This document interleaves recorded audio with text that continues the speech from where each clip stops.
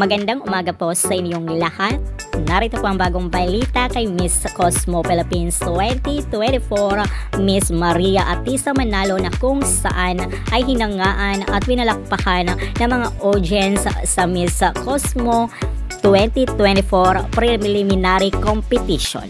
Talaga naman, kahit magang-maga ang kaniyang paa, ni Miss Maria Atisa Manalo ay bigay todo ang pinamala sa kanyang performance sa Miss Cosmo preliminary competition na ginanap sa bansang Vietnam.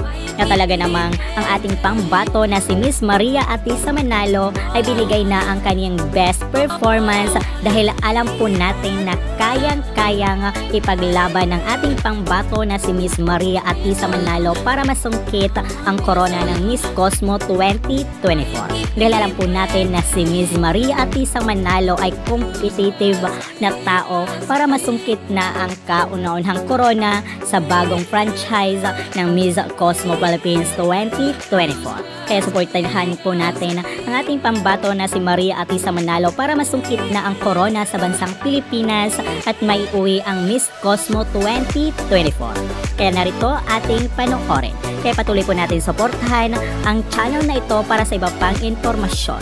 Maraming salamat. Ano kaya ang masasabi mo rito? I-comment mo dyan sa comment box at huwag kalimutan mag-subscribe para always updated. Ako po ang inyong lingkod, Akiko Umay. Maraming salamat po. Kung bago ka lang sa aking channel, huwag kalimutang mag-subscribe at click the bell para always updated sa bagong kaganapan.